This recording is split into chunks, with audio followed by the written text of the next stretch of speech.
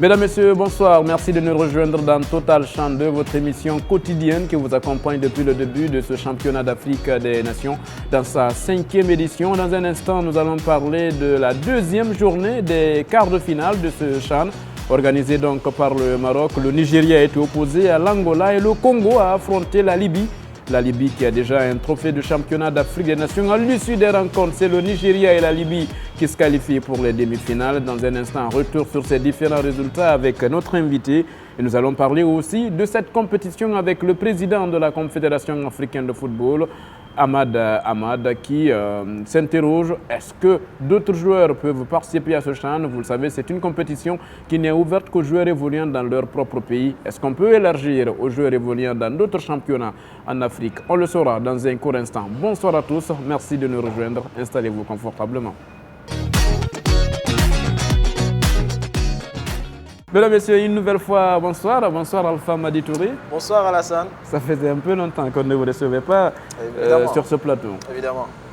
Nous sommes au mois de février. Et qu'est-ce qui caractérise ce mois de février au Maroc? Quand c'est février au Maroc, ça rime avec la fraîcheur et voilà. Nous, on essaie de le faire avec.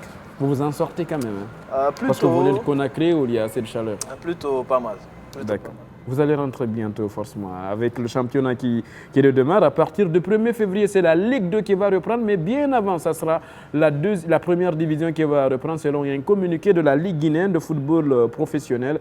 Et vous allez retrouver, vous le savez, les moments forts de ce championnat dans l'émission Football Factory qui vous parvient tous les mardis soirs sur les chaînes de diffusion de Football Factory. Alors, Alpha Madi Touré, c'est avec vous Football Factory, mais là, on parle de Total CHAN avec le championnat d'Afrique des Nations qui se poursuit. Le Nigeria a affronté l'Angola, le Congo a joué contre la Libye. On voit ensemble les résultats de cette deuxième journée des quarts de finale. Il y a une qualification du Nigeria, on le constate avec un score de 2-1. Et pendant ce temps, la Libye s'en est tirée d'affaire au tir au but. Alors, on commence par ce match. Nigeria, Angola, 2-1 score final. L'Angola a ouvert le score et après, c'est le Nigeria qui fait une remontada. Oui, mais une victoire très méritée du Nigeria. D'abord, c'était un match très tendu. J'ai comme l'impression que les matchs précédents, les premiers quarts ont été suivis par les quarts qui se sont déroulés aujourd'hui. Et on a vu le Nigeria qui encaisse un premier but très bêtement par une erreur défensive.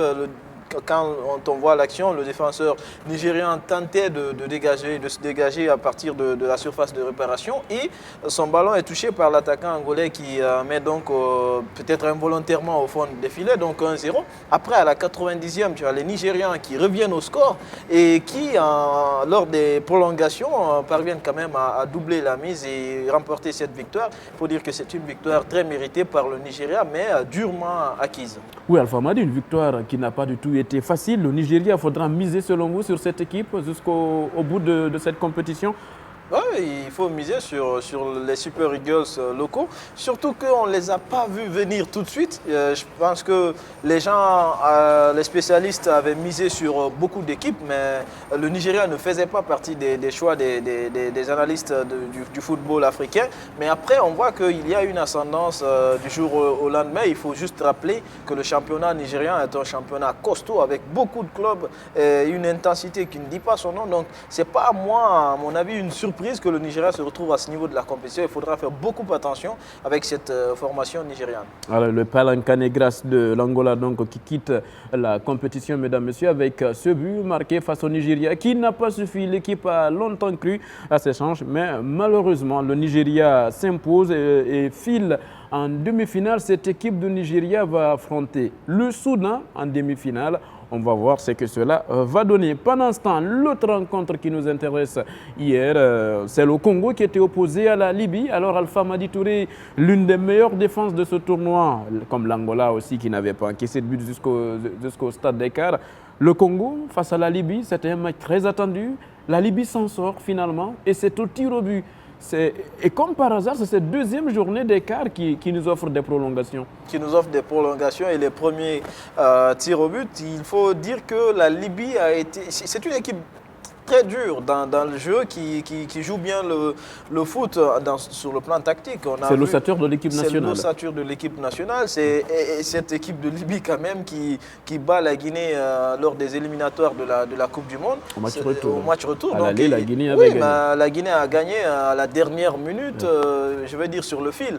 Mais au match retour, on a vu la victoire de cette formation libyenne et qui, ici, sans surprise, donc, est en train de faire un très bon tournoi et qui remporte ce match quand même à l'issue de 120 minutes de longues épreuves et surtout à l'issue des tirs au but. Mais qu'est-ce que ça nous donne une affiche plaisante. Je veux dire que on va parler de cette affiche. On va parler de cette affiche dans un instant. Donc la Libye qui s'impose. Pour vous, il faut miser une pièce sur cette équipe libyenne. Je rappelle qu'il y a déjà un trophée du CHAN qui est à la recherche de son deuxième trophée dans cette compétition. C'est l'une des équipes les plus locales, dans le vrai sens du terme, de cette compétition. Mais toutes les équipes sont des équipes locales. En fait, toutes les équipes sont des équipes locales. Mais quand je dis l'équipe locale, c'est-à-dire que vous avez les mêmes joueurs qui jouent contre les pros des autres sélections africaines et qui jouent aussi contre les locaux. Donc c'est la même ossature qui est là.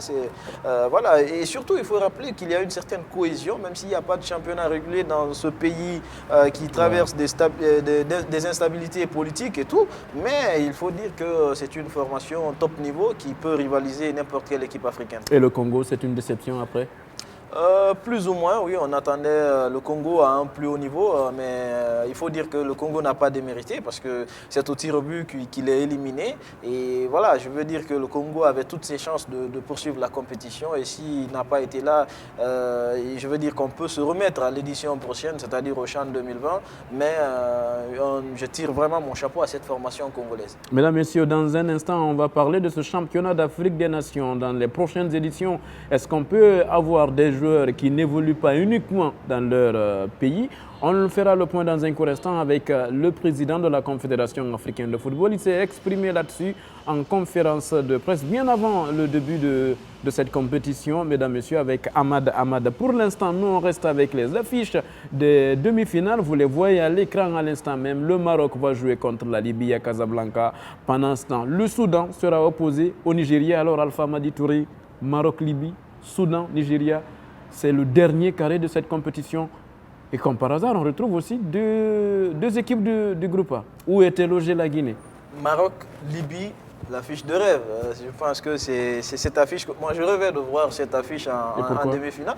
Parce que c'est un derby entre pays du Maghreb. C'est un match qui sera plaisant à voir. Ça va drainer du monde. Et voilà, je pense que c'est ce genre d'affiche qu'on a envie de voir dans ces compétitions-là. Et après, il faut voir une équipe marocaine qui se qualifie pour le moment très facilement, qui est en train de se dérouler donc, dans cette compétition. Après, vous avez une équipe libyenne qui va crescendo, mais qui ne fera pas de cadeau, j'imagine, à cette formation marocaine. Donc, un grand derby à suivre. Maintenant, pour le deuxième match, Soudan-Nigeria. Comme je le disais tout à l'heure, le Nigeria, on ne misait pas... Le Soudan qui continue à surprendre, le Soudan qui n'était pas attendu. Oui, qui continue à surprendre. Et le Nigeria aussi. Donc, c'est deux équipes surprises sur lesquelles on ne misait pas dans un premier temps dans cette compétition, qui se retrouvent à ce niveau de la compétition. Même si certains avaient misé une toute petite pièce sur le Nigeria. Oui, mais après, moi je dis aujourd'hui que si vous prenez globalement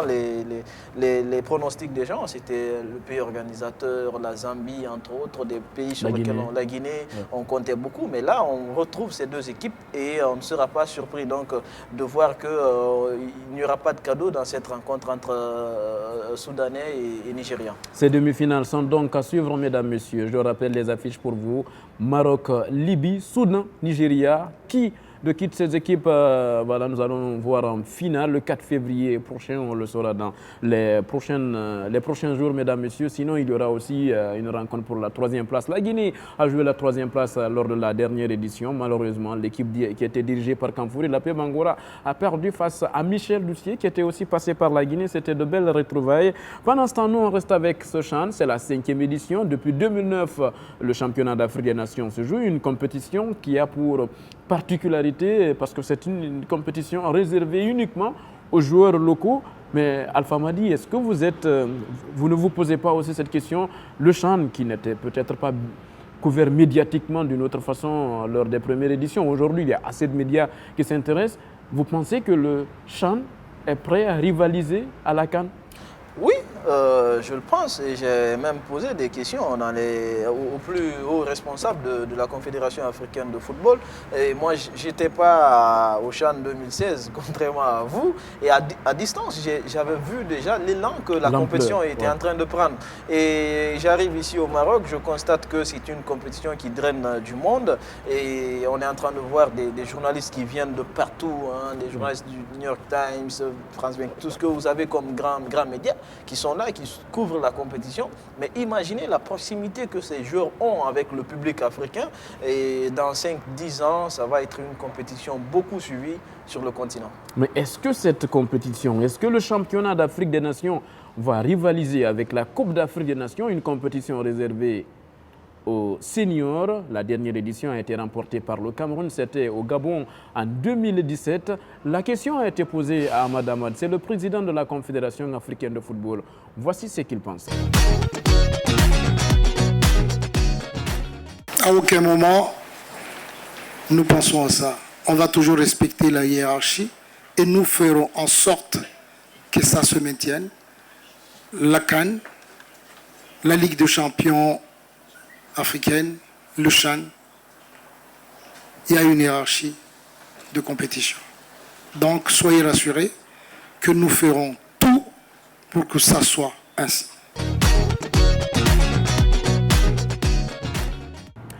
Le président de l'instance dirigeante du football africain, on peut dire le président du gouvernement du football africain, Ahmad Ahmad. Donc, pour lui, la hiérarchie va être respectée.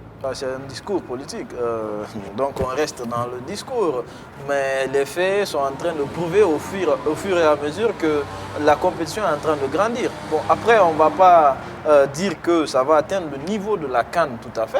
Ouais. Parce que ça, surtout que la CAN maintenant passe à 24 équipes et le CHAN, c'est encore... Ça restera à 16 équipes pour le moment. Mais il y a même ce que M. Ahmad dit et qu'on doit noter, c'est-à-dire qu'il y a un comité de réflexion autour de cela pour respecter cette hiérarchisation des compétitions. Donc, il y aura cette hiérarchisation, mais il peut y avoir aussi de l'intérêt pourquoi pas le CHAN qui pourra rivaliser cette compétition. Il y a, quand vous prenez le bel exemple dans ce sens, c'est la Ligue des champions et la Ligue Europa. L'hiérarchie est respectée. Donc, il faut qu'on réfléchisse pour faire attention, mettre certaines limites pour ne pas que ça soit deux compétitions rivales. Ouais, en tout cas, ça fera du plaisir au public. Pendant ce temps, mesdames et messieurs, il faut juste rappeler que nous avons interrogé certains confrères aussi parlant de ce championnat d'Afrique des Nations sur d'autres questions liées donc à ce CHAN, parce que vous le savez, Alpha Madi, on le rappelait tout de suite, la compétition elle est réservée aux joueurs évoluant uniquement dans leur propre championnat. Est-ce qu'il y a une possibilité d'élargir pour que des joueurs qui évoluent dans d'autres championnats puissent participer à ce CHAN? Par exemple, pour un joueur qui évolue au Maroc, un Guinéen qui évolue au Maroc ou en Égypte ou au Sénégal, est-ce qu'il peut être convoqué dans l'équipe locale de Guinée pour participer au championnat d'Afrique des Nations? La question a été posée à Ahmad Ahmad aussi en conférence de presse. Voici ce qu'il nous répond par rapport à ce sujet. Le débat est en cours, ça fait même 2 réunions de la commission du CHAN qui discutaient de ce point d'élargissement pour la qualification des joueurs. Mais sachez que le CHAN ne va pas seul avec le CHAN comme ça. Il y a une politique générale autour de ça. Vous savez très bien que nous sommes en phase d'une étude ou de formation, d'éducation au niveau de chacune de nos fédérations pour aller vers le professionnalisme au sein de chaque continent. Et le CHAN, les règlements de CHAN en fait partie pour orienter les pays, pour qu'on puisse garder nos meilleurs joueurs sur place dans le championnat local, pour relever toujours le football. Ce débat est ouvert et on n'arrive pas à trouver l'issue de le changer. Mais la question est posée à l'interne. Pourquoi ne pas qualifier les joueurs qui évoluent en Afrique mais hors de son pays? Mais c'est tout simplement, si on ouvre à ça, ça risque aussi. Il y a une incohérence un peu par rapport à notre objectif au niveau de la mise en place des licences de clubs, qui est la formation pour qu'on puisse mettre en place des clubs beaucoup plus structurés à l'interne d'un pays. Je rappelle, mesdames, messieurs, que cette émission Total Chan est tournée depuis le quartier général de la Confédération africaine de football ici à Casablanca. Autour de ce quartier général, vous entendez forcément certains bruits. C'est l'ambiance aussi du Chan. On reste avec le même sujet. Nous avons interrogé certains confrères. Qu'est-ce qu'ils pensent sur le fait d'élargir la sélection locale des différentes nations aux joueurs évoluant encore sur le continent africain? Ils ont des avis partagés là-dessus. Quand on exige que pour le Chan, les équipes viennent avec les joueurs évoluant dans le championnat de leur pays, c'est une chose pour les petites équipes, entre guillemets, les petits pays, entre guillemets.